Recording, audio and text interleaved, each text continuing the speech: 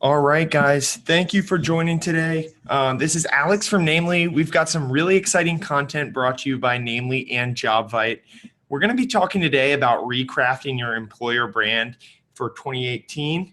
As you can see on the screen, new year, new you, recrafting your employer brand for 2018. This is a really hot topic in the workplace right now. So we're going to jump right in. I'm going to give you a little rundown of the content today, introduce the speakers, and then pass it off to Ben and Claire from our respective organizations to chat with you today. So sit tight. We're going to be recording this session. So after the fact, you will get a copy of the slides in your inbox, as well as this webinar is certified by SHRM. So there will be the availability to claim a credit at the end of this. So if you're on till the end, we will display the code to claim that credit, but the replay will not include it. So you'll need to stay on for the full at least 45 minutes today to get that code. And lastly, before we get going, I will note that there is a Q&A section that you can ask questions throughout, and we'll be addressing a handful of those at the end of the webinar. So thanks again. My name is Alex, and we are going to jump right in. And by the way, if you can see my screen, just let us know. We want to make sure throughout that we are having no technical difficulties and we've got a smooth show for you today. So you should see now on the agenda for today, we are going to first jump into an introduction about employer brand, where we define the employer brand and dive into more detail about what it means both internally and externally. Next, we're going to chat about the importance of employer brand for both recruiting and retention. That's really where employer brand comes to play most when it comes to the workplace. And next, we'll dive into the 5 key components of what it means to have a strong employer brand, and then really chat about what it takes to recraft your brand using those 5 key components. We'll dive into next steps, and like I mentioned, we'll then jump to a Q&A. So if that sounds good, and with no further ado, I'm going to introduce the speakers today. We have Ben Steen from Namely. I'm sitting right next to him right now. Ben Steen is the Senior Manager of Workplace Facilities here at Namely, and since joining Namely a year ago, Ben has led Namely's workplace operations and national real estate expansion strategy. Great to have you here, Ben. Good to be here. And next we have Claire Alloway. She is the Senior Marketing Manager at Jobvite, managing and analyzing all online marketing programs. So we've got a nice mix of presenters today, and we're really excited about the content we've got. So I am going to go ahead and pass it off to Claire to jump right in. Hi, everyone. Thanks so much, Alex. So yeah, talking about the brand, I just wanted to give a quick sum up, and just in case you're not familiar with employment branding as a term, or just to make sure we're all on the same page. So in our minds, and Namely and Jobvite's minds, the employment brand is about aligning your organization's aspirations, values, and needs in a way that is relevant and resonates with employees and candidates that you want to recruit. I think that's really important to note, especially that you're knowing and living by your organization's values, making sure that they're in line, your organization's aspirations are in line with your employee and your candidate's expectations. And that's definitely a theme that we're going to be talking about throughout the rest of the presentation.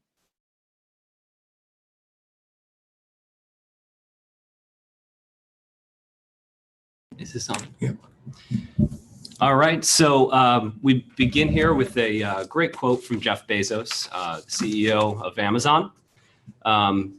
Your brand is what people say about you when you're not in the room.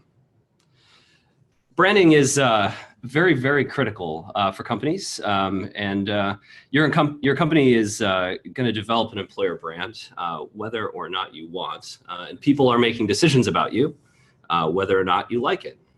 So every interaction someone has with your company is part of your employer brand. Employer branding has the power to impact all companies. It doesn't really matter the size. It's easy to see how these things can impact startups who are competing for top talent, when their company name might not be super well known, or for super large companies, whose names are ingrained in the collective modern psyche, like Amazon, there's a value in developing an employer brand strategy, no matter what size your company is. So I myself worked at Amazon from 2012 to 2015. We'll sparse some Amazon facts in here along the way as well. Yes, we definitely will. And one thing to note, as there's a marketer on this call, I'm not in HR, I'm not in recruiting. I have spent enough time with you recruiters, and I know I could not handle all the things that you do. But one thing I do know is that there is a connection between the corporate brand and the employment brand. And like Ben was saying, your brand is speaking volumes for you, whether you're controlling it or not. And you can see here, this just a random smattering of logos. Last year in January of 2017, there was a campaign, #DeleteUber, and that was their employment branding and their mishandling, or I guess arguably mishandling, of a strike in New York, of some issues with their CEO affecting their actual sales and customers' behavior in using Uber, which positively affected Lyft, their competitor. And as you just heard, Ben worked at Amazon. I think everyone on the call should be aware of the New York Times article in 2015 that was kind of described as an expose of the Amazon culture being really difficult, or at least incredibly competitive. But one thing, and Ben, you can definitely add color to this, one thing about that article, if you talk to Amazon employees, it wasn't a shock to any of them. Obviously, they'd been working there, but it's also a piece of why you work at Amazon, that you're going to be working somewhere that has an incredibly competitive culture where you're working with some of the smartest people in the world. And that's a piece of their recruiting and employee engagement strategy. They're honest with how their employment brand affects their recruiting efforts. I don't know, Ben, if you wanted to give some inside intel there or not. No, I think you nailed it, Claire. I think you nailed it. I mean, I think there were obviously people who had a negative experience, but a lot of people did take it as a source of pride. And I think that, as we talk about branding and we talk about how you reinforce the values of your company, the competitive nature of the company, I think, is embodied through the values, and they live it out day to day at Amazon. So. Great. Yeah. And to that point, I think it's really important to make sure that you're aligning your brand with that reality. At Amazon, I think that was really clear. Another one of an organization that I've talked to, it's not necessarily about portraying your brand as this positive, wonderful, paradise where everyone is going to be a perfect fit. You have to be honest with yourself, especially with the amount of transparency in HR and especially in recruiting. It's important to keep your brand aligned with reality. Whether you're working until 10 o'clock at night or you're expected to come in 5 days a week, the negatives can be a positives for a lot of people, and the positives can be negatives for a lot of people. I know there are some people who would hate the idea of an open plan office or beer pong or ping pong tables right next to your desk. That is not a great thing for some people. For others, it's a selling point. So just be aligned with what you know and what your ideal candidates are really looking for when you're crafting your brand. Great, thanks, Claire. Moving into specifically the importance of branding for recruiting and retention.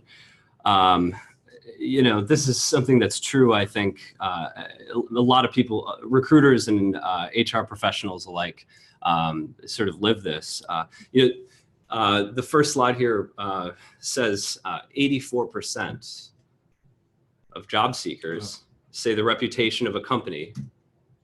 Oh, there we go. 84% of job seekers say the reputation of a company as an employer of choice is important. So, this data comes from Glassdoor, and people are more likely to switch jobs now, I think, more than ever, and the job finding process is also changing. So I understand that 93% of job seekers say it's important to be thoughtful, to be informed about all aspects of a company prior to accepting a job offer. This includes culture, your values, your mission, your business model. More specifically, with the average cost per hire these days, I believe surpassing $4,000 a hire, I think it's really important that your employer brand resonates with the candidates that you're hiring. You're making good decisions. There's also a benefit to hiring candidates who are already informed on your business, right? So these people tend to be more productive and engaged, and are just in general less likely to leave their new role that they've just started. So specifically around recruiting, I want to talk about two things here: optimizing your talent acquisition, and also just getting people to talk about your brand. So HR practitioners know that recruiting skilled candidates in small and mid-sized companies is increasingly competitive. And with a more optimized talent pool, it becomes much easier to find and hire the right talent. Strong employer brand leads to upwards of 50% more qualified applicants who are looking for the jobs that you have posted. And with more qualified applications, recruiting teams spend less time on external recruiting, spending less money on external recruiting firms, and reducing the company's cost per hire. It sort of becomes a self-fulfilling cycle in ways. It's also important to get people talking. So a well-crafted employer brand leads to a positive reputation, I think, among the wider business community. And everything is available these days. LinkedIn, nothing is hidden. And this will help, I think, increase the number of candidates who reach out to you. So it becomes very much a recruiting tool for you. Companies who prioritize employer branding typically see a 28% increase in retention.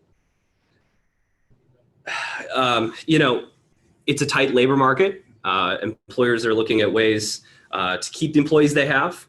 While the primary push for creating a strong employer brand may be for your hiring efforts, it can also have a clear impact on employee retention. Companies who prioritize employer branding are seeing, 28% increase in retention. It's a big deal. I think this is probably best achieved by ensuring the employer brand is reflected throughout the full life cycle of employees.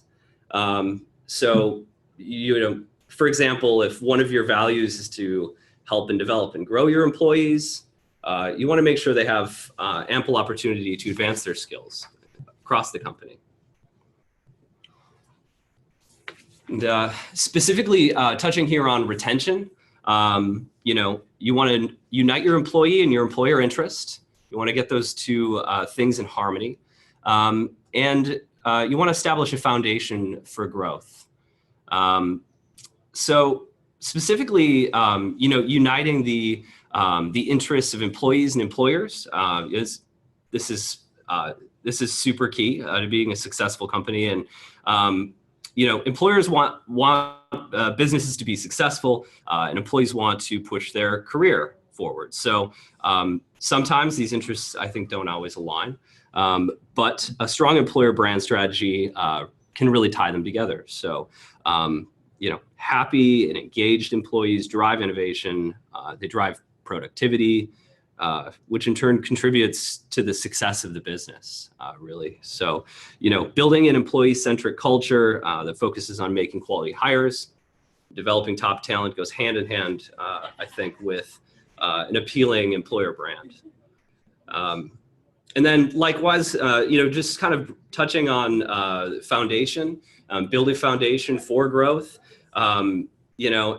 As startups have grown dramatically fast in recent years, it's clear that rapid growth comes with its fair share of risks around company culture. And as organizations double and triple in employee headcount, it can be nearly impossible to maintain culture at scale.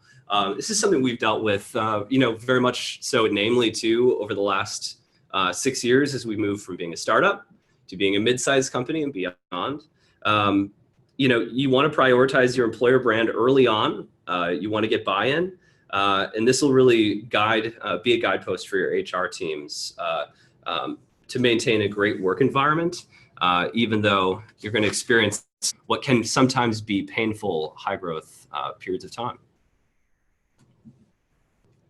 Absolutely. So we're going to take a high level approach right now and talking about the key components of your employer brand, what you should be looking for, some different tactics that you can hopefully use in your day-to-day to monitor and improve your employer brand. It's an enormous piece of recruiting and retention, and I think for some recruiters, it can kind of be in the back of their mind because you have an incredible number of recs that you need to fill, or in HR, you have a number of different employee concerns to deal with, or tax season, payroll, all the different things, that it's easier to focus on measuring your time to fill or certain recruiter activity rates. But knowing that you need to look at employment brand because it can affect every stage of the candidate and employee lifecycle is so important. So you can see here on the next slide, these are the components of our brand that both the Namely team and the Jobvite team thought were especially important to point out. So firstly, external branding. I had to add in something specifically about marketing here as a marketer. I think this is such an important piece of managing your external employment brand. And whenever I get to talk to recruiters or people in HR, it's something that I think people know they should do and reach out to their marketing team, but it's not actually done very often. So some of the things that you can do here are take advantage of the efforts that your marketing team is doing in PR and on the website. I'm sure your PR team is getting so much news coverage about your products and your company achievements. And obviously those can have a huge effect on recruiting really great talent. Highlight the awards that your company has won, or if you hear about a great award, reach out to your marketing and PR team and see if they'll help you out in applying for those awards themselves. I think any kind of product news or anything that's actually featured online or to the greater public can be a tool for yourself. One thing that I've been really lucky to do working at a recruiting company like Jobvite is that I get to work with our HR team and help out with applications for awards that we've luckily won, like the best and brightest places to work in the San Francisco Bay Area. It's both helpful for recruiting, and it's a great point of pride for employees, and hopefully a great source of referrals, which are fantastic, obviously, sources of employees and really happy employees at that. At the very least, take a look at your career site. Take a look at the photos that are in your external brochures and see if you can actually ask for those, add them to your Glassdoor profile page and refresh those profiles, your career site, maybe your job description, if there's some new content that you can take on. You can see in the next slide, this is an example of Glassdoor, which is actually a Jobvite customer, and they do it really simply. These are the actual people you would get to work side by side with if you worked at Glassdoor. They've added in a nice carousel, but at the very simplest, this could be a couple of static photos and a couple of quotes from your employees. I think this is a really simple way to connect your candidates that are casually browsing your career website with what their future could be should they apply to a position. In the next section, we're talking about candidate experience. And it's such an important piece of employment brand, though sometimes it's treated as a completely separate project. But candidate experience is so important because of that transparency in the application process and in that feedback loop with your employees. These stats here that you can read, 61% of candidates with a negative experience say they'll share their experiences with their inner circle, and 30% of those will actually share them publicly on social media. This content comes from Talent Board, which is a fantastic resource for candidate experience stats and surveys. If you haven't looked into them, I would definitely recommend that. But this is just to show that your candidate experience and what you do day to day, if you're a recruiter, will have an enormous effect on your brand. So it's important to take a closer look at that entire process as well when you're evaluating and refiguring your brand. You can see in the next slide, 46% of candidates plan to sever business relationships after a negative candidate experience. This is a really scary one, and I think it's especially scary if you are working in a B2C company. There's a really famous example of Virgin Media where they're if you're not UK based, they are like a Verizon or an AT&T and manage the cell phone usage section of the Virgin Media Group. And they saw that a negative candidate experience was costing them £6 million in revenue because of this stat right here. And so they've done an incredible job of improving their candidate experience and minimizing that risk there. But it's always going to be a risk as a B2C company. You have the benefits of having a great marketing brand affecting your employment brand and vice versa. The stat itself comes from Talent Board, but you can definitely look up the Virgin Media example. I think it was pretty widely publicized. Just Google it if you're interested in more details. In the next slide, we've got a couple of other tools we want to share the love. These are some really great companies out in recruiting and HR technology to help you monitor and optimize that candidate experience and its effect on your brand as well. So I'll just leave them up there. I won't go through all of them. And I know there's a couple of questions coming in. Yes, you will get the slides for this, so don't worry about furiously writing down all of these company names. You'll be able to reference it later. I am going to pass it on back to Ben, who's going to talk about internal branding. Yeah, thanks, Claire. I had a bad candidate experience once, and it has very much turned me off to that company, who I will not name here, but I think that's so important. Talking about internal branding, I want to speak specifically here to employee feedback and feedback in the workplace. As we stressed earlier in this webinar, it's crucial for I think a successful employer brand to be built on employee feedback. I think it can very much be a baseline for you as a company in terms of understanding the pulse of where you are as a company.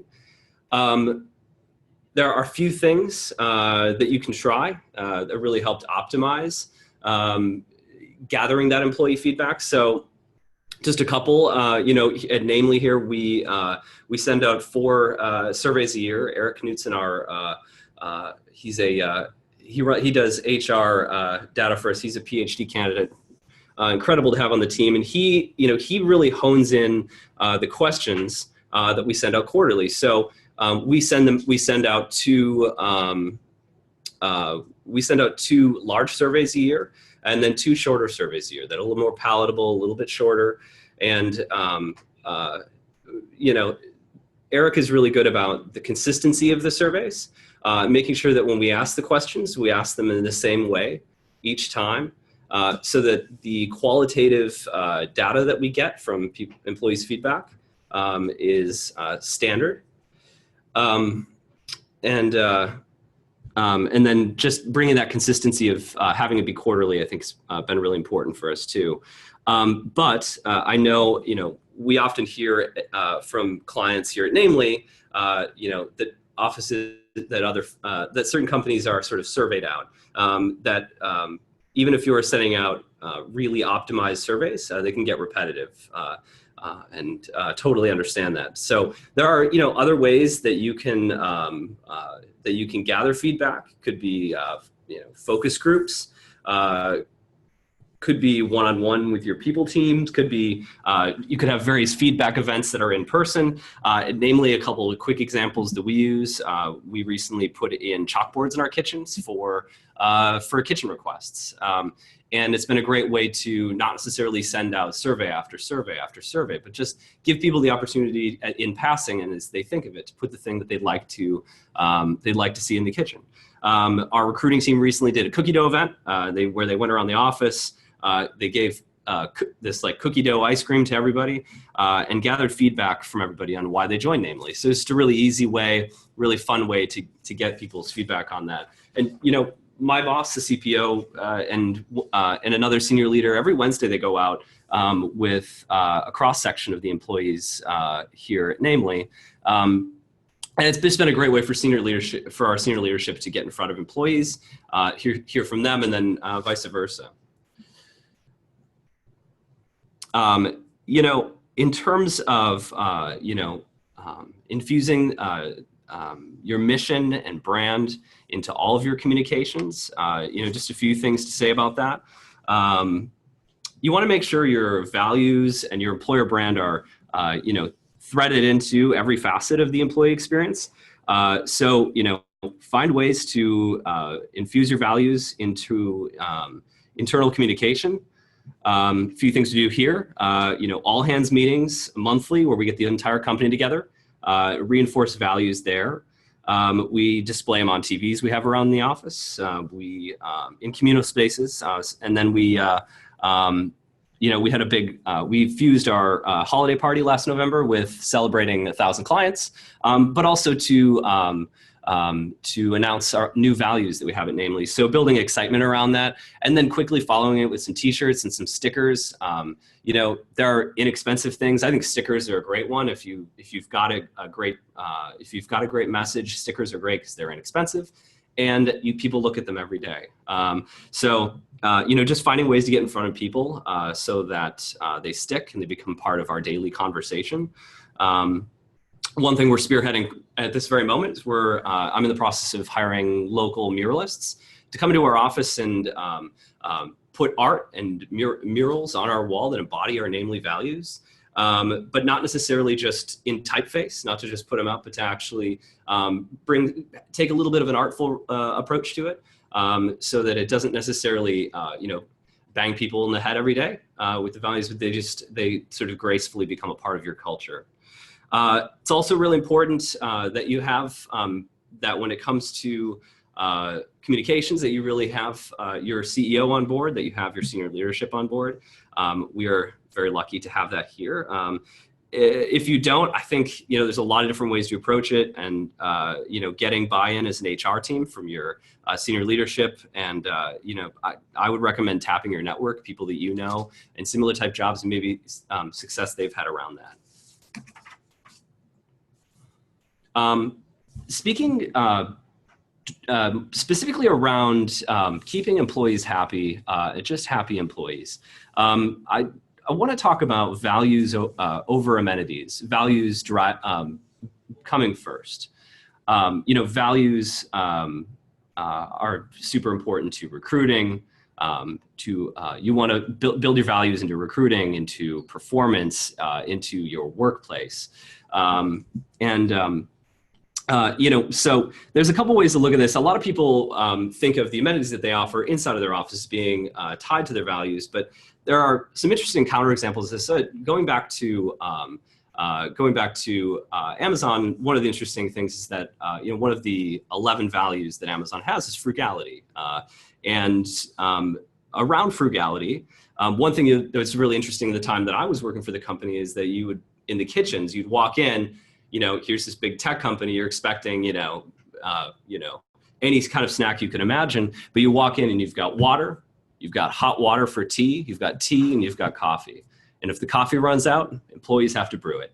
That's it. It's pretty sparse, a little brutal, but very competitive. And It's a little strange actually at first to be, in downtown Seattle, looking at a kitchen like this, but it actually really reinforces the idea of frugality and thinking about how everything you spend affects the discounts that you're able to pass on to your employees. So, agree with it or disagree with it. It is very much the way that they handle amenities is very much in line with the amenities that they offer.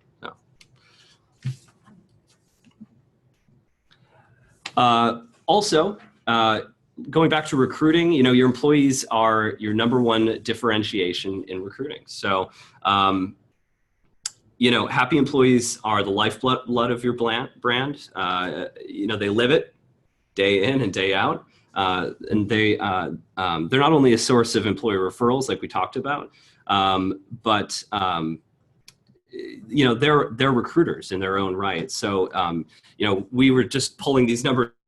We had a lot of success in Q4 with enrolling out an employer referral program at Namely, a really robust program. And we, in Q4 of 2017, 33% of the roles that we hired, and we hired a lot of people this past quarter, were filled by employee referrals. So, that's really important. I think you need to give outlets for people to share stories.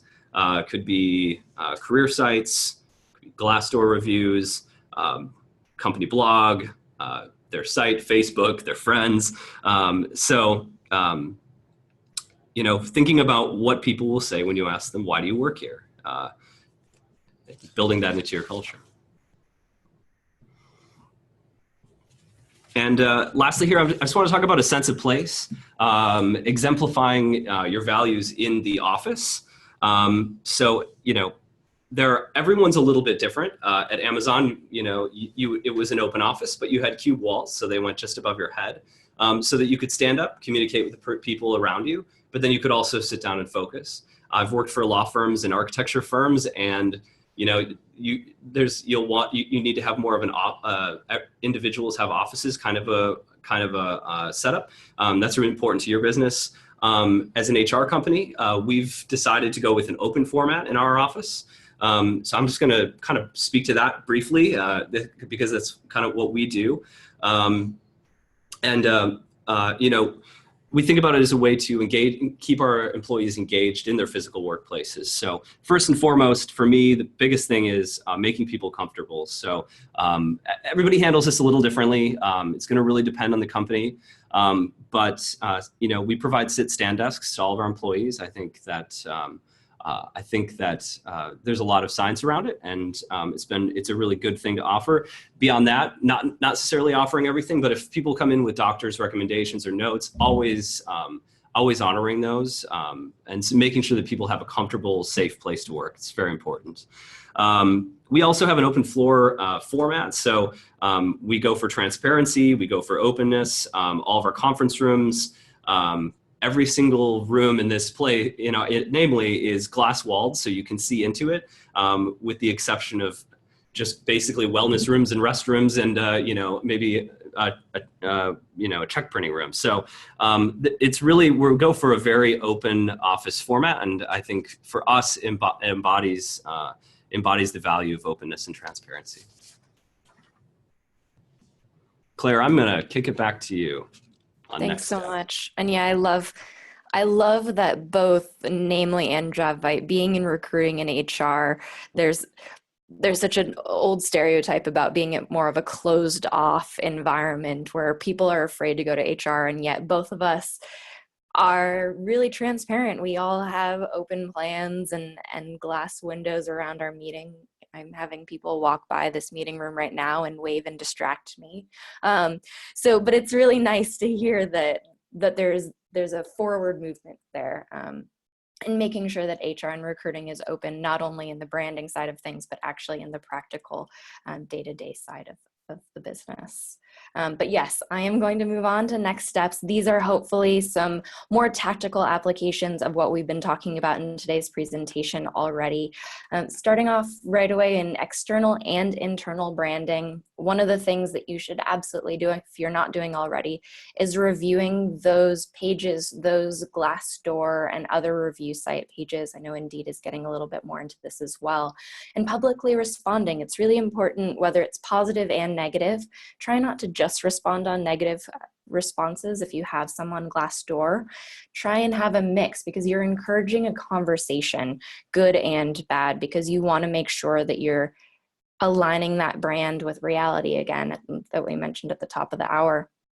One other thing that I think is a really cool thing a past customer or a current customer has talked about to me is hosting a public forum to crowdsource your employment branding. And this can range in scope, absolutely. One of the HR directors that I spoke to, they had their company values up on a shared wall in the office, and they had sticky notes available to all of the employees. And they just were able to write notes about, I love this value because X, Y, and Z. This value is especially exemplified by Susie Q because of X, Y, and Z. It just started a conversation and made sure that the employment brand of a company was actually infused in the employees' feelings about their work and their job. You spend so much time at the company. They wanted to make sure the values were aligned with reality there. You can see in the next slide, I will fully admit that this is probably the extra credit side of branding. This is from a company called Wistia, and they are a video hosting platform. Think of them, if you're not familiar, kind of like a YouTube that businesses can use. And this is something that they put on every week. It's a show and tell where they feature their employees' hobbies or something that they find really interesting. They just have a show and tell session. They video it because they are a video hosting company, and they post it on their site. And not only is it showing off the internal branding of employees really loving and being passionate about things outside of work, but you got to admit, it's probably a great external branding tool as well for their recruiting team and for their retention team too, in case they have any offsite offices or employees. I'm not really familiar with Wistia, but if that were the case, I'm sure this would be really helpful. For candidate experience, one of the things I think that can be incredibly helpful is to start surveying. Ben mentioned this can get a little bit tiring if you keep asking the same questions over and over. But one thing I would suggest is starting small with an NPS score or a Net Promoter Score, and just tracking those trends and changes can help you see what's happening with your candidate experience and your brand over time. So you're less inclined to get really freaked out about a spike up or down, but see overall, year over year, have your efforts helped improve the brand and the experience of your candidates and your employees. Another thing that can be really helpful that a lot of people don't do, actually go through the new hire experience yourself, especially if you're on the sourcing and recruiting side of things. Go onto your career website and apply to a job on a desktop computer or a laptop and on your phone. If that experience is not 100% seamless, go back and figure out a way to do that, a way that you can manage yourself, whether that's getting new software or just cutting down your application questions, making sure that the process is a little bit simpler and easier and instructed than it is today. One example you can see on the next slide is Zappos, which is actually another Jobvite customer. Very proud of this one. And they are such a figurehead in the conversation about employment branding. And you can see on their website, on their career site, their core values are front and center.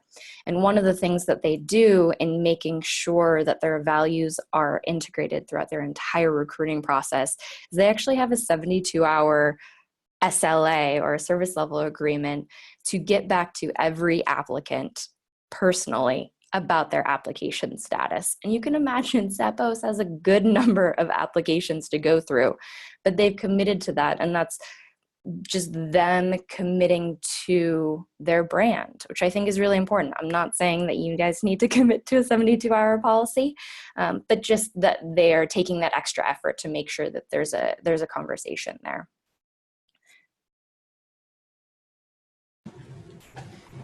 Great. Thanks, Claire. 72 hours is aggressive. Yeah, no, That's totally. Pretty incredible. Just talking about next steps for happy employees. I just want to talk about featuring stories and getting the stories of your employees internally, and then also just talking briefly about communication as a way to keep employees happy. So, one thing, we have a few ways at Namely that we get employee stories out in front of the rest of employees, or outside of the company as well, externally. So we have, we recently, I should say, maybe it's been about a year. We started a thing called Meet Namely, which has just been really cool, and it highlights real Namely employees across the company. And we cover, how our employees are helping us build a better workplace. And while these, stories originally start out on our blog, we found that employees often share the post on their social media, and they end up on Glassdoor. So we've seen a peaked interest in employees participating in these stories. Employees reaching out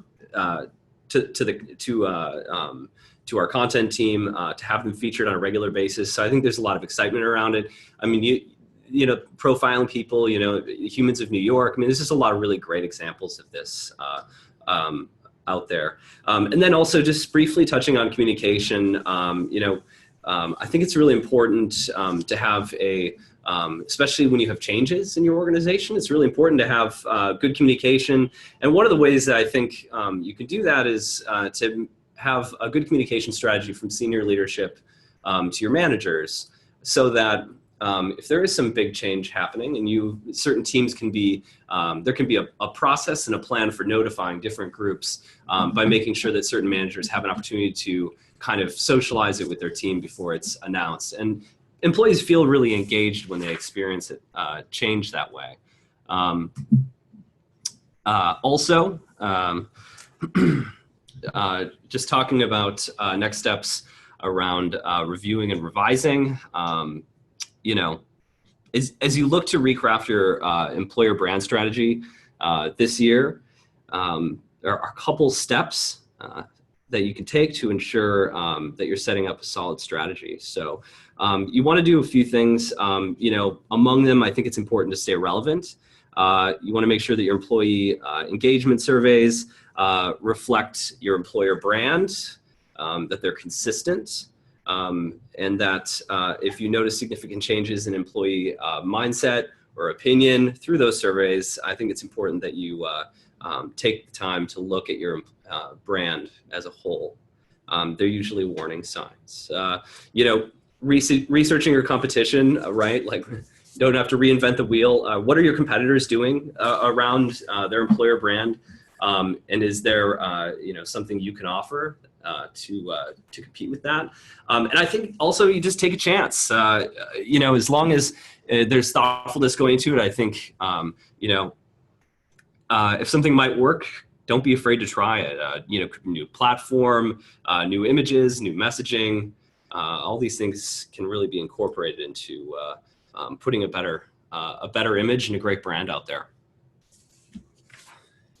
Fantastic. Thank you so much to both Ben and Claire. We've got a lot of thoughtful questions coming in. I think the content was incredibly helpful. So many people asking for both the recording as well as the slides. So just keep in mind, we're going to distribute those. And as I mentioned at the beginning, we've got some open time for Q&A. I'm going to take just a 30-second break here before we jump in. So now is the time, if you have any questions, to follow up in the Q&A so we can get those addressed with the speakers. And like I said, after the Q&A, we will also distribute a SHRM code. So just sit tight. We've got 15 minutes still scheduled here. So ask your questions, and then we will give out the code. So thanks for joining, and we will be back in 30 seconds.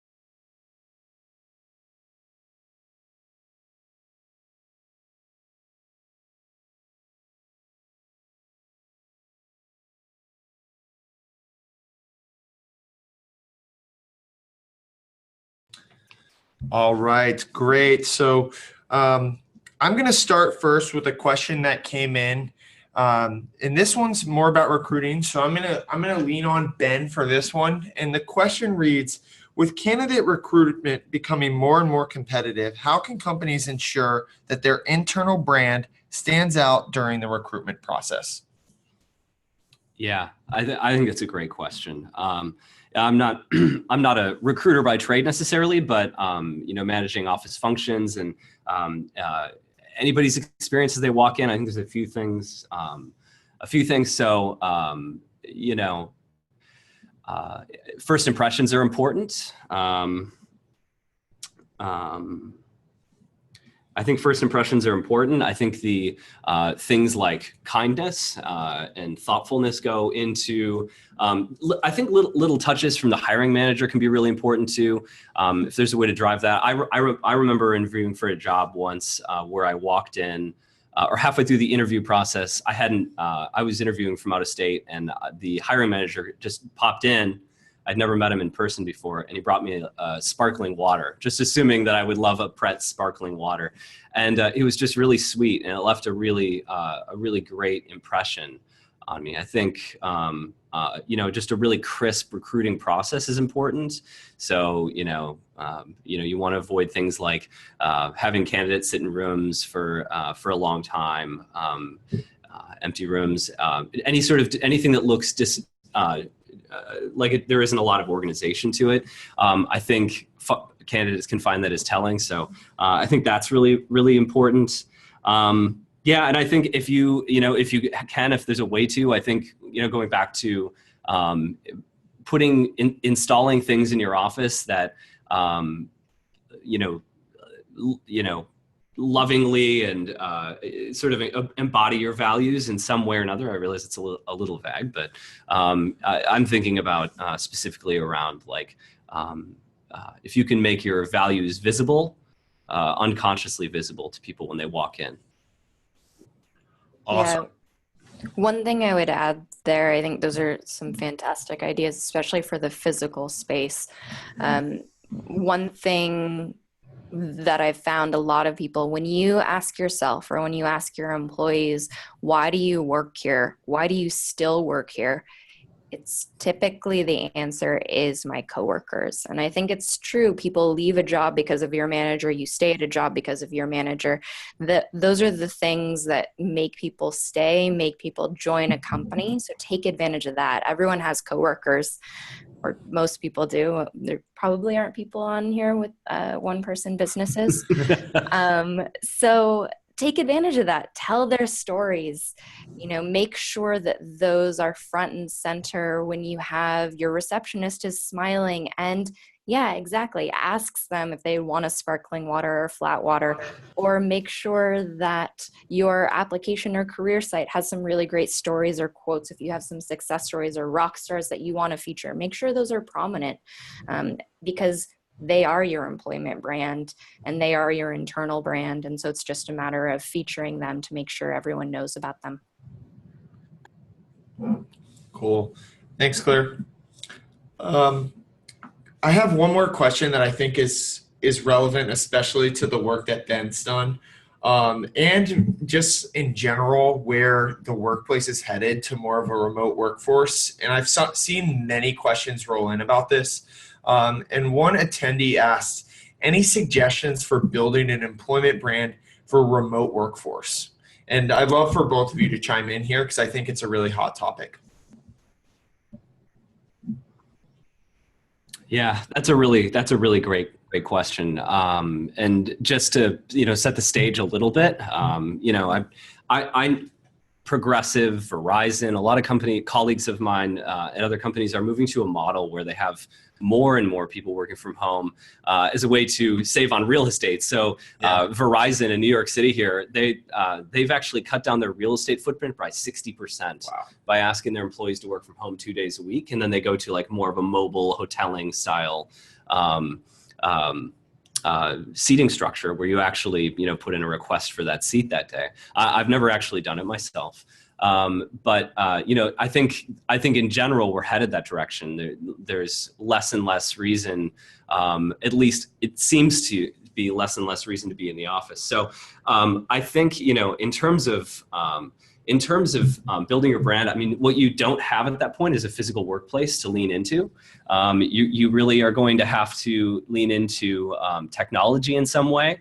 I think, finding ways to increase communication outside of email, quick conversational type communication is really important. So, tools like Slack. I know a lot of companies in the tech industry use Slack, but it's just a quick way to shoot a message back and forth, and you can instill things like humor into communication. I think that's important. But that's a great question. I think one that companies are going to grapple with for quite some time into the future. Claire, I don't know. Do you have any other thoughts around that? No, I think you actually covered some of my points. So I think that was a really good response. Okay. Cool. Lots of great stuff coming in. I think what we're going to have to do is take all these and send answers and follow-ups following the webinar. And we can do that with the slides because questions are just rolling in. Are there any, Claire, on your end that pop out? Yeah, I think there are definitely some from people saying, what if I don't have a marketing team? Or what if the marketing team doesn't want to help me, which just destroys me a little bit, and I want to call them up and slap them around a little bit. But if that is, it's a little violent, isn't it? Sorry. But if that is the case, I think one of the best things that you can do, especially if you don't have a marketing team and then you're not stepping on anyone's toes, but if you do, I said it in my other response, so it's a little repetitive, but your employees are your biggest asset. I think at times when we don't have the budget for a certain project to hire a photographer, we've actually done a call out. We use Slack as a company communication system for the whole company, but we'll do a call out to headquarters and say, does anyone enjoy photography as a hobby? And there are actually a couple of some people who do it on the side and photograph at weddings, and they were happy to help out and give us some photographs at this event and refresh our content. There are some scenarios where you have just some really great employees. There are some people at everyone's organization where you mention their name and people smile. Those are your rock stars. Those are the people that you want to get on your side, whether they're in marketing, customer success, engineering, wherever they're from. Make sure that their stories are heard. Make sure if anyone has seen a lot of internal movement. I've got someone on my team who started off in sales, moved to sales operations. Now he's on marketing operations, and just such a great person to have on the team. And Jobvite has helped him figure out where he wants to be, especially early on in his career. And that's a story I love to tell to new hires or to people that I'm interviewing, because it shows that we're going to do our best to find a great place for you, even if it's not the original place you started at the company. So those stories right there, giving a little employment branding plug for Jobvite, are the things that you really want to focus on. And maybe it's posting them in a Glassdoor review. Have that rock star post a review on Glassdoor. Especially if you're hiring for someone on their team, you definitely want that front and center for any candidates who are looking at your profile at the time. Just make sure that you're using all those outlets to promote your brand. They're really cost effective. Talking to people is free, and HR is really good at that. So just use your own skills to push forward your brand. I think that's great advice. Yeah, and I just to build on that, just thinking about, I don't know, I'm not sure, I'm not entirely sure what new, like, younger millennial workforce is looking for, but I know that a lot of people that I work with, when they're looking at a company, they look at the company's Instagram, they Google the CEO to see if the CEO has any literature. What are people saying about the person who leads the company? So if you just Google those things about your own company and see what comes up, I mean, finding a way to control that. I'm not sure how you do that without a marketing team, but if you're a smaller team and marketing is one of, as a core function, is part of what you do, is like a lean team. I think just paying attention to thinking about what the person who's going to be looking at your company is going to be looking for. Awesome. Fantastic. And thank you again to both Ben and Claire. We have a ton of questions rolling in, and I want to make sure that we have time to address them all. So like I said, your questions will not go unanswered. Our team will take them and reply back to each individual person who asked, as well as send them out to the wider audience, because I know we've got some coming through the public chat as well. So I want to give a shout out to all the folks who